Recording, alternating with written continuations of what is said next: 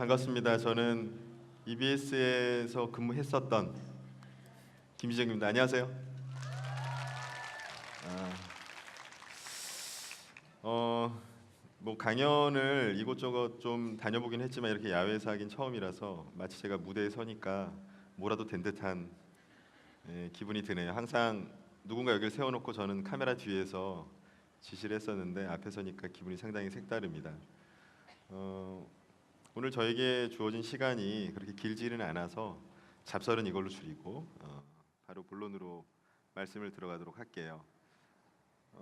아마 저를 잘 아시는 분은 그렇게 많지 않을 것 같고 제가 만들었던 지식 채널이라고 하는 프로그램을 많이 보셔서 도대체 그 프로그램이 어떻게 만들어졌는가 궁금한 마음에 여기 오신 것 같은데 맞나요? 그렇다고 하면 지식 채널을 다 보셨겠네요. 굉장히 훌륭하신 분들만 오신 것 같고요. 그래도 혹시 모르니까 한번 여쭤볼게요. 지식 채널이라는 프로그램을 한 편이라도 보신 적 있으신 분 손 한번 들어 보시겠어요? 아름답습니다. 예, 내려주십시오. 지식 채널이가 처음에 언제 시작된지 혹시 아세요?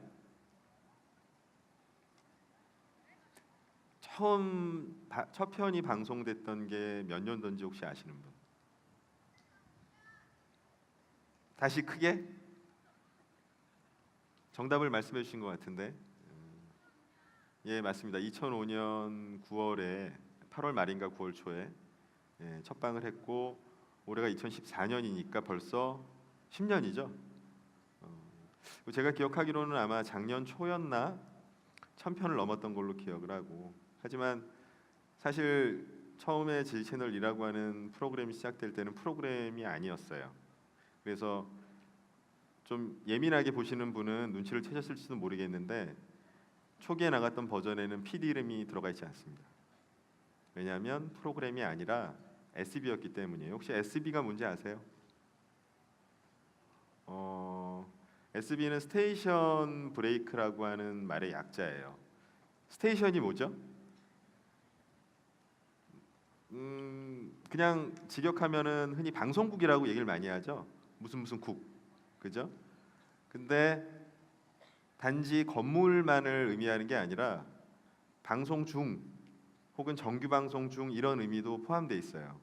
그러면 스테이션 브레이크라고 하면 정규 방송이 끝나고 잠깐 쉬는 시간이죠. 그 정규 방송이 끝나고 잠깐 쉬는 시간은 보통 방송 프로그램이 50분 편성이 돼 있으니까 정시에 시작돼서 50분에 끝나고 다시 그 다음 정규 방송이 시작하기 전에 한 5분에서 10분 정도 시간을 의미해요. 그때 여러분이 가장 많이 보는 건 당연히 광고지만 광고는 SB가 아니고 이런 거죠. 예를 들면 뭐 2014년 무슨 방송국 연중 캠페인 혹은 어떤 특정한 프로그램에 대한 예고편 뭐 이런 것들을 잡다한 것들을 다 합쳐서 SB라 그래요. 제 채널 2는 그냥 그 SB 중에 하나였어요. 그럼 왜 그런 SB를 굳이 이상하게 만들었을까? 기존에 성우가 등장해서 설명을 하는 그런 방식이 아니라 여러분이 본 것 같은 지식 채널 이와 같은 형태로 왜 만들었을까? 그거는 EBS가 오랫동안 갖고 있는 고민 때문에 그렇게 출발을 하게 된 겁니다. 지금은 여러분이 EBS 하면은 떠오르는 프로그램이 그래 좀 다양하죠. 지식 채널 2 말고 EBS 하면 떠오르는 프로그램이 뭐가 있어요? 세계 테마기행 또 다큐 프라임. 이렇게 EBS 하면 뭐가 떠올라요? 라고 질문할 때 여러분이 지금 대주신 그런 프로그램들은 지금은 들었지만 2005년 이전에 여쭤보면은 EBS 하면 어떤 프로그램이 떠올라요? 그러면 뭘 대답했을까요? 예? 가장 많은 답이 뿡뿡이었어요. 뿡뿡이. 그것도 그나마 EBS를 볼 필요가 있는 3, 40대 아이를 키우는 나머지 분들은 수능 방송을 떠올렸어요. 왜? 되게 오랫동안 채널 13번을 딱 틀면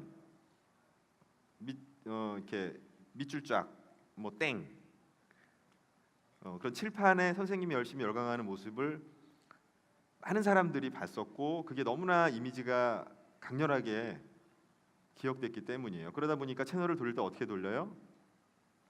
9, 10, 11, 12, 13, 14, 15, 16, 16, 15, 14, 13, 12, 11. 예. 제가 2002년도에 입사했는데요. 저도 그랬어요. 저도 입사하기 전에.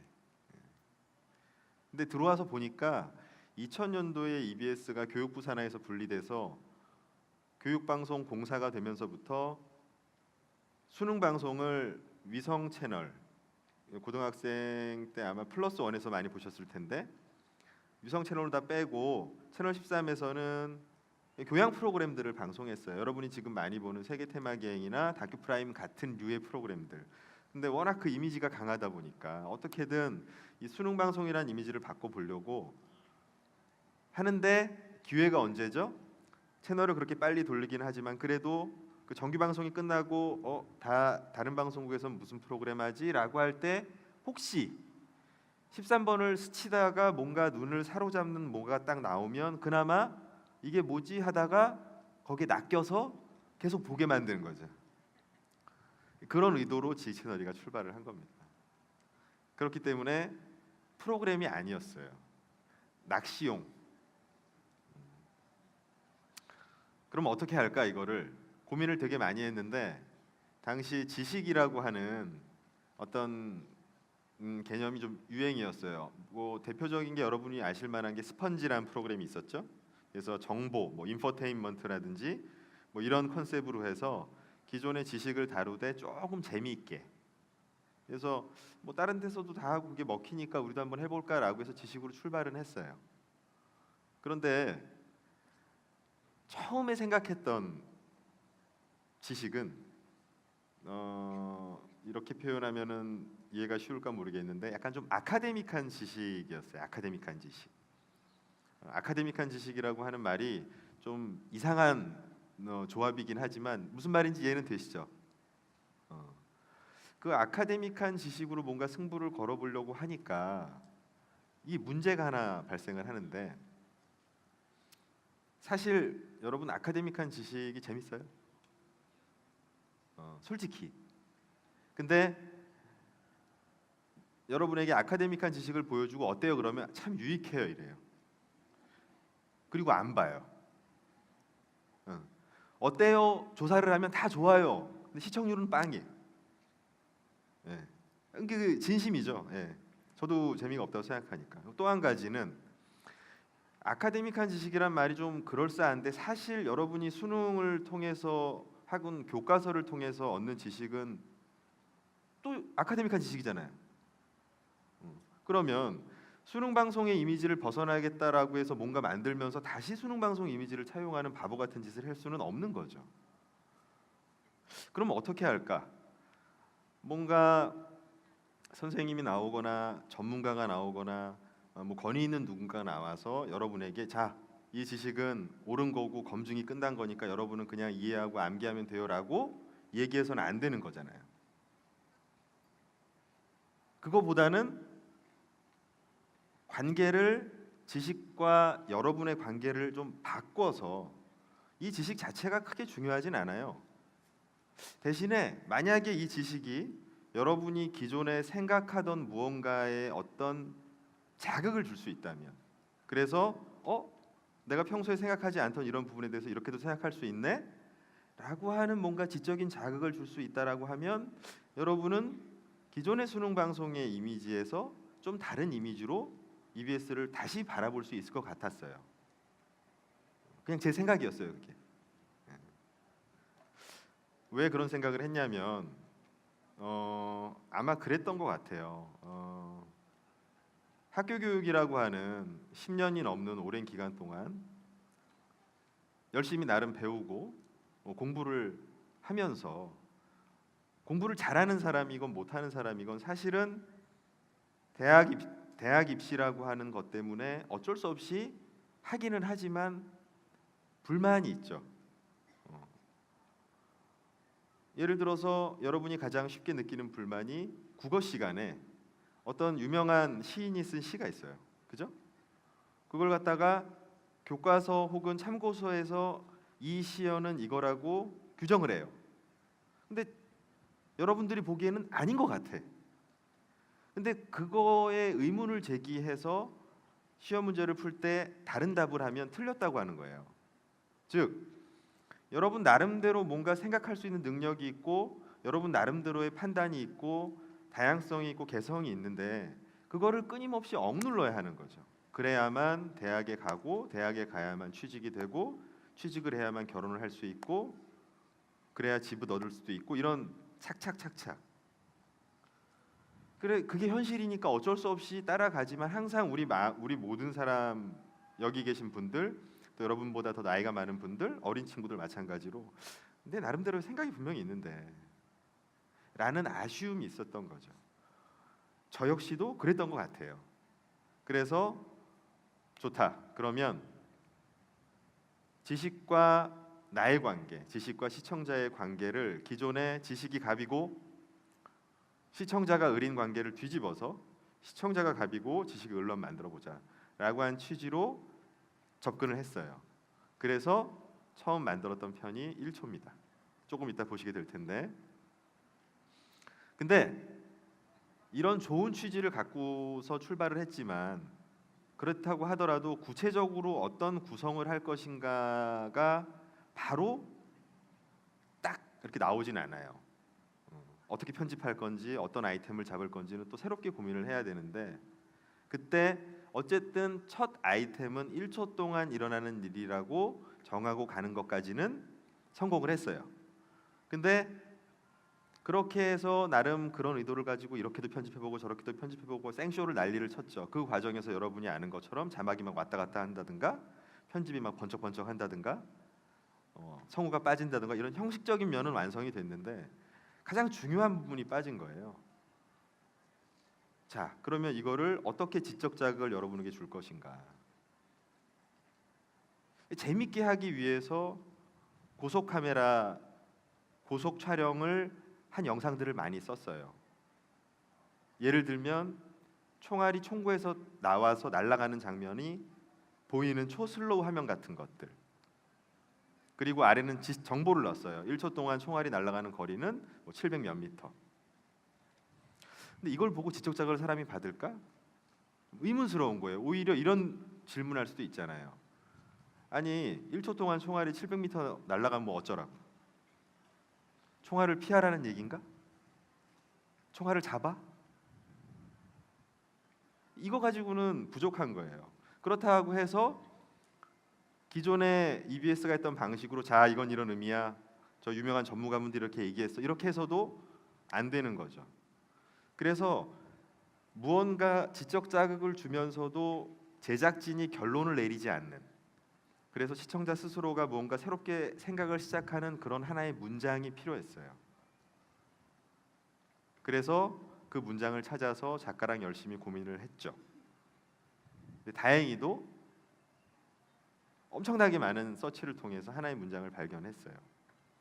그 문장이 내가 생각했던 또 우리 제작진이 생각했던 EBS가 생각했던 생각의 출발점 단초가 되는 화두를 던질 수 있지 않을까 해서 그 문장을 첫 번째 편 맨 마지막에 위치시키고 기존에 했던 구성을 오직 그 문장 하나가 돋보이도록 하도록 완벽하게 새롭게 재편집을 했어요.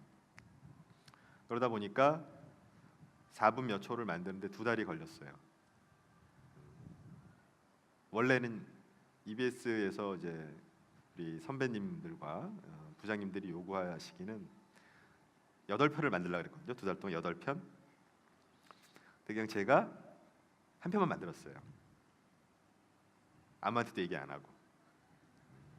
그래서 이게 뜨면 면피가 되는 것이고 망하면 괘씸죄까지 더해서 개박살이 나는 거죠.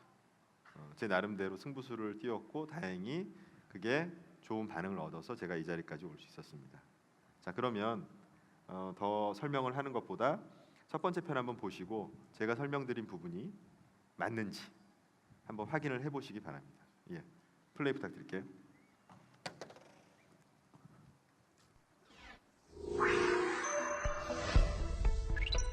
마지막 문장에 주목해서 봐주세요.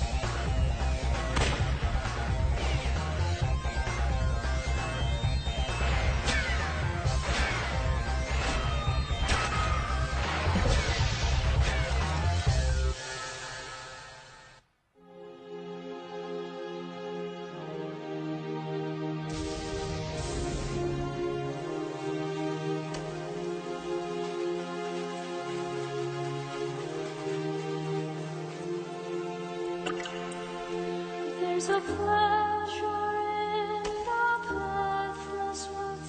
There's a rapture on the lonely shore. There's a city where known in truth by the deep sea and music in its roar. I love not man the less, but nature more. From these interviews, in which I steal from all I maybe or have lived before to mingle with the universe and feel what I can there express, yet cannot all conceive, and feel what I can there express, yet cannot all conceive. There's a pleasure in the pathless woods. There's a rapture on the lonely shore. There's society where known in truth by the deep sea and music in its roar.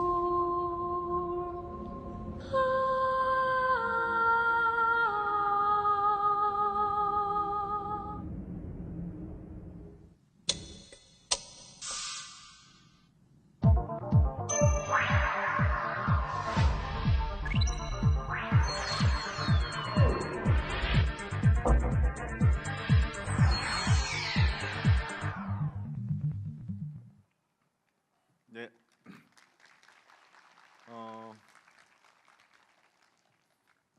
약간 지금 아직도 해가 좀 있어서 사실은 자막이 잘 안 보이셨을 수도 있는데, 그래서 제가 마지막 문장을 다시 한번 읽어드리면, 우주의 시간 150억 년을 1년으로 축소할 때 인류가 역사를 만들어간 시간은 1초라고 하는 문장입니다.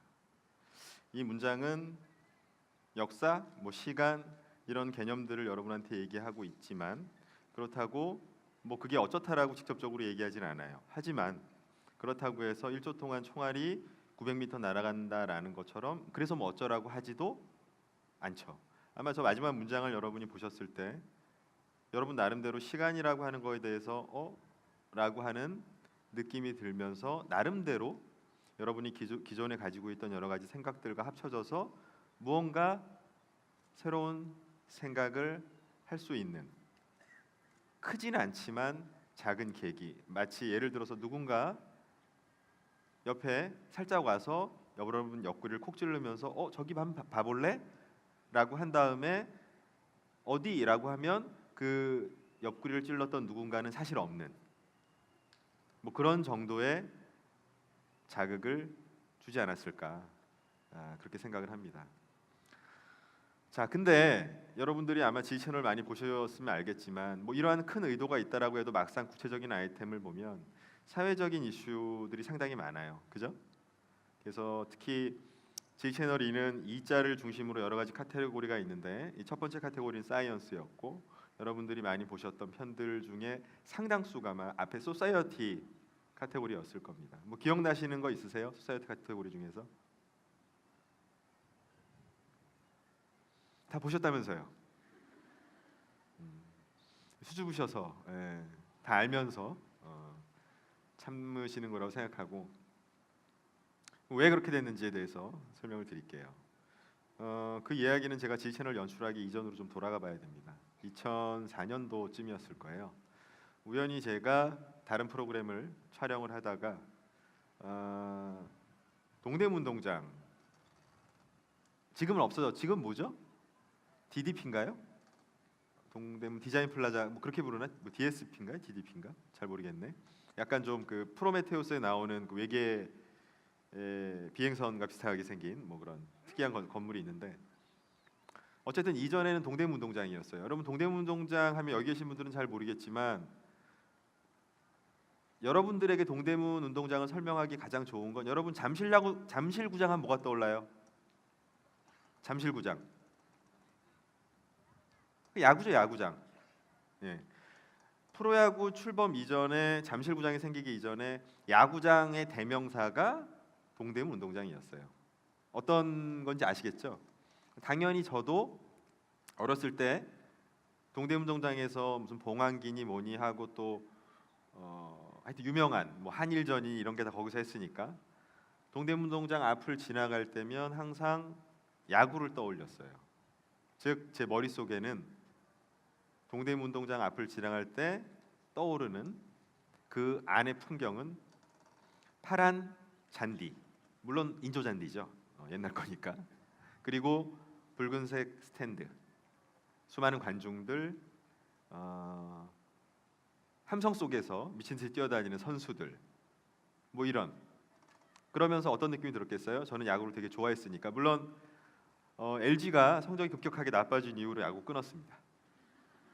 MBC 청룡 어린이 저희 출신인데 상처를 심하게 받아서 어쨌든 그 전까지는 굉장한 팬이었기 때문에 아마 야구 좋아하시는 분들은 잠실구장 지나갈 때 이렇게 쓱 웃으면서 갈 거예요.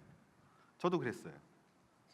근데 우연히 안에 딱 들어갔어요. 다른 촬영을 하다가 뜻하지 않게 원래 들어갈 예정이 없었는데 딱 들어갔는데 파란 잔디 대신에 검정색 아스팔트가 깔려 있고 선수들 대신에 한켠에는 수많은 관광버스들이 주차를 해 있고 나머지 한켠에는 물건을 파는 포장마차 비슷한 노점상 분들인 것 같지만 행색은 무슨 뭐 허리케인 같은 거 있어갖고 저 수용된 듯한 난민 같은 분들이 뭔가 물건을 팔고 있는데 당시가 장마철이었던 걸로 기억해요. 물이 많이 고여서 냄새가 되게 역한 냄새가 심하게 났던. 그리고 제가 들어가는 순간 멘붕이 됐어요. 멘붕이. 왜냐하면 제 머릿속에 있는 동대문 운동장 내부 풍경과 너무 큰 차이가 났기 때문이에요. 그리고 저를 그 안에 우연하게 들어가게 만들었던 다른 프로그램을 찍던 그 주인공분이 어느 한 사람한테 가서 너 또 자살하면 안 돼? 라고 하는 얘기를 들어서 2차 멘붕이 왔어요. 도대체 이 상황이 뭘까? 나중에 알고 보니까 청계천 보공원 공사를 하면서 청계천 노점상을 하던 분들이 거기 수용된 거예요. 그래서 의아해서 아니 왜 여기 이분들을 하필 이 안에 수용해 놨어요? 여쭤봤더니 허탈하게 웃으시면서 거기가 동대문 풍물시장이라는 거예요. 그래서 제가 웃었죠. 말도 안 되는 소리 하지 말라고. 여기 사람들이 풍물시장이라는 걸 누가 알겠냐고 했더니 밖에 간판이 있다고 그래서 나중에 나가면서 보니까 동대문 운동장 맨 꼭대기 위에 80년대 복덕방에서나 붙일 법한 나무에 그 검정 글씨 적혀 있는 거 있죠? 그리고 풍물시장이라고 적혀 있더라고요. 제가 드리고자 하는 요점은 노점상 분들에 대한 처우가 어떤 게 적절한지에 대해서 논쟁하고자 함은 아니고요.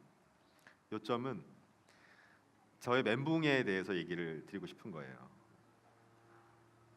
제가 그때만 해도 나이가 좀 뭐 아주 어리진 않았지만 그래도 지금보다는 좀 많이 어려서 두타에 가가지고 가끔 옷을 사곤 했어요. 나름 트렌드를 좀 따라가 보겠다고. 그래서 그 앞을 지나면서 맨날 그렇게 저는 흐뭇하게 웃었어요. 흐뭇하게. 근데 제가 흐뭇하게 웃는 그 시기에 불과 콘크리트 벽 1m 안에서는 아비규환이었던 거죠. 실제로 수용됐던 분들 중에 많은 분이 자살해서 돌아가셨고, 제가 몇 년 후에 SBS에서 특집 프로그램으로 가족 중에 자살한 사람들을 모아서 힐링해준 프로그램이 있었는데 그 중에 한 분이 나와서 노점상 청계천 노점상을 했다가 쫓겨나고 나서 자기 동생과 형이 자살했다라고 하는 얘기 울면서 하는 것도 보고기도 했어요. 어쨌든 그러면서 제가 받았던 쇼크는 과연 이걸 어떻게 해석해야 될까? 나는 왜 이걸 몰랐을까? 왜 몰랐지? 근데 내가 몰랐다라고 하는 것만으로는 충분히 제가 느꼈던 쇼크가 설명이 되질 않았어요. 그래서 이걸 좀 더 명료하게 규정하고자 고민을 하다 보니까 나는 그때 몰랐던 게 아니라 내가 몰랐던 것조차 몰랐던 거다라는 결론에 이르렀어요. 즉 저는 동대문 운동장 안이 그렇게 바뀌어 있다는 것을 모르는 게 아니라 그렇게 바뀌어 있다는 것을 모른다는 것조차도 몰랐던 거죠. 몰랐다와 모른다는 것조차도 모르는 거의 차이가 어디 있을까요? 아시는 분? 그러면 제가 힌트를 드리기 위해서 질문 하나 드릴게요. 여기 계신 분 중에서 혹시 콩고어 아시는 분? 콩고어. 손 들어 보세요.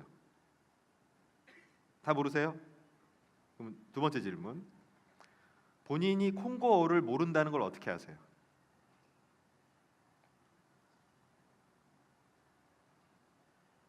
콩고어를 모른다면서요. 본인이 콩고어를 모른다는 걸 어떻게 아세요? 그건 아마도 여러분이 콩고어는 모르지만 이건 알고 있을 거예요. 지구에 콩고라는 나라가 있고 콩고라는 나라 사람들은 콩고어를 쓴다라는 거는 알죠. 그죠? 맞나요? 즉 우리가 무언가에 대해서 난 잘 몰라, 난 몰라라고 표현하는 거는 다른 말로 바꿔 표현하면 그냥 그게 세상에 있다는 것 정도만 알아라고 할 수 있어요. 맞아요? 그러나 모른다는 것조차도 모르는 거는 세상에 있는 것조차도 모르는 것이죠. 즉 저는 동대문 운동장 안에 뭔가 변화가 있다 혹은 다른 무언가가 있다라는 것조차도 그런 존재조차도 몰랐던 거죠.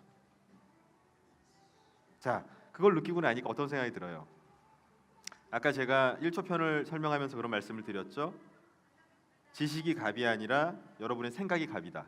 즉 알매 문제를 다루는 프로그램이 지희 채널인데 제가 지희 채널 하기 1년 전에 겪었던 나름대로 특별한 경험은 알미라고 하는 것의 본질에 대해서 저에게 많은 영감을 줬어요. 그래서 그 당시에 혹시 어떻게 될지 몰라서 그 영상을 찍었어요. 스케치를. 근데 제가 했던 프로그램은 미담 프로그램이었어요. 미담, 아름다운 이야기. 근데 그 안은 결코 아름답지 않았기 때문에 그 당시 2004년도에 방송했던 프로그램에 그 영상을 쓸 수가 없었어요. 그냥 그래서 자료실에 넘겨놨다가 1년 후가 지나서 아이템 회의를 하다가 마침 우연히 그게 생각난 거예요. 맞아, 1년 전에 내가 그게 있었지. 그래서 그 부분에 대해서 한 편을 만들고 어떤 차원에서 만드냐면 기억되지조차도 못한 것, 모르는 것조차도 모르는 어떤 부분을 한번 지희 채널이가 끌어올려서 지적 자극을 줄 수 있지 않을까라고 해서 잊혀진 대한민국이라고 하는 시리즈 첫 번째 물로 철거민 편을 만들게 됩니다. 시간이 많이 부족하니까 일단 보시고 이야기를 계속할게요.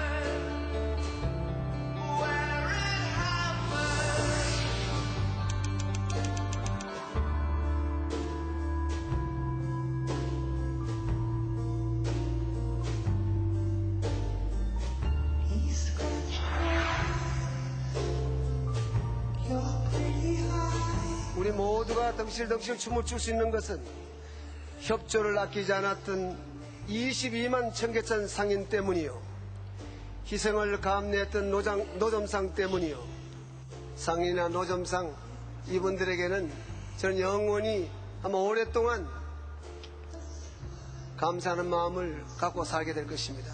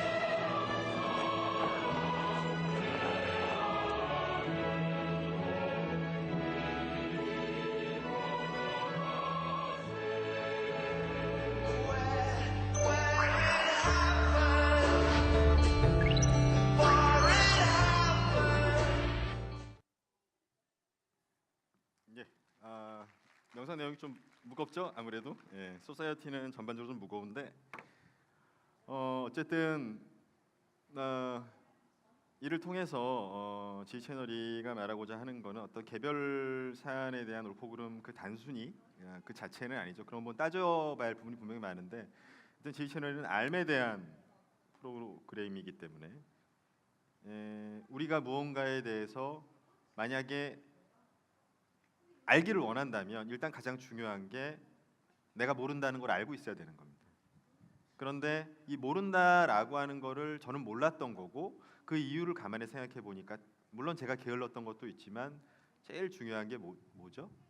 여러분에게 무언가 이런 게 세상에 있습니다라고 알려주는 존재, 언론이죠. 여러분이 대단히 개인적인 얘기를 친구랑 은밀하게 하는 것처럼 느끼는 어떤 그런 대화조차도 가만히 복귀해 보세요. 거기에 들어가는 수많은 정보는 상당수는 사실은 여러분이 직접 체험한 것이라기보다는 언론을 통해서 온 정보에 여러분의 경험이 약간 곁들어진 게 대부분이에요. 그만큼 우리가 세상이다라고 규정하고 우리 머릿속에 내가 사는 세상은 이런 거야 라고 하는 것은 사실은 여러분 스스로가 직접 가서 만져보고 대화해보고 눈으로 본 게 아니라 언론이 구성해 준 걸 여러분이 흡수해낸 거예요. 동대문동장 건 같은 경우는 물론 제가 게을렀을 수도 있지만 제 기억에는 청계천 보건공사와 관련된 엄청나게 많은 보도가 진보 보수 언론 할 거 없이 연일 넘쳤지만 청계천 노점상들이 동대문동장 안에 있다는 기사는 거의 없었던 걸로 기억합니다. 실제로 제가 촬영을 할 때 어떤 한 분이 오셔서 막 욕을 하면서 너도 찍어가서 보도하지 않을 거야 라면서 항의를 하신 적도 있어요. 제가 EBS입니다라고 하니까 그냥 가시긴 했는데 EBS 뉴스가 없잖아요. 약간 멈칫하시고 가셨는데 그래서 언론이 되게 중요하죠. 더 많은 이야기를 하면 좋겠지만 이제 시간이 얼마 없기 때문에 마무리 쪽으로 가서 원래 평소에 강연에 하지 않은 말이지만 이번 마침 세월호 참사라는 끔찍한 일이 있었기 때문에 이 말씀을 꼭 드리고 싶어요. 알에 대한 프로그램이라고 하는 것은 여러분의 뇌가 누군가 권위 있거나 옳다라고 규정하고 여러분의 동의 없이 한 거를 여러분의 뇌가 하드디스크가 돼서 빠르게 받아쓰는 것을 거부하고 여러분의 뇌는 하드가 아니라 CPU인 거죠. 오히려 책이나 전문가의 의견이나 권위 있는 사람의 말이 여러분이 필요하면 그냥 갖다 쓰면 되는 정보에 불과해요. 여러분의 뇌는 여러분의 것이고 지식 그 자체가 중요한 게 아니라 지식을 여러분의 뇌가 CPU로서 얼마만큼 원하는 대로 처리하느냐가 중요하죠.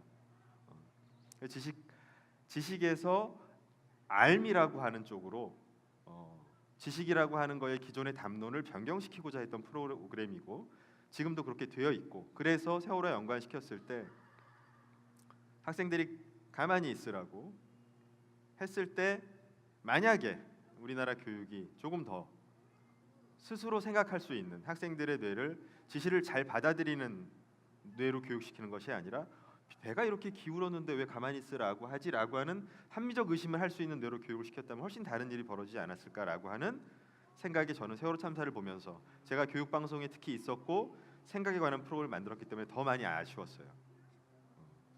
그런 면에서 저는 지지 채널이가 제가 만들어서가 아니라 좀 더 많은 사람들이 보기를 원하고 꼭 지지 채널이만이 아니라도 스스로 생각하고 모른다는 것조차도 모르는 부분에 스스로 의심할 수 있는 그런 사람들이 그런 뇌들이 더 많아질 때 우리 사회가 훨씬 더 밝아지고 여러분 스스로도 훨씬 자유로워질 수 있다고 믿습니다. 마지막으로 이런 의지를 담아서 스페셜이라고 한 편을 만들었어요. 지지 채널이는 이런 겁니다라고 해서 그래서 그 편을 보면 아마 시간이 끝날 것 같고 그 편을 보는 걸로 저는 오늘 인사를 마무리하겠습니다. 들어주셔서 감사합니다.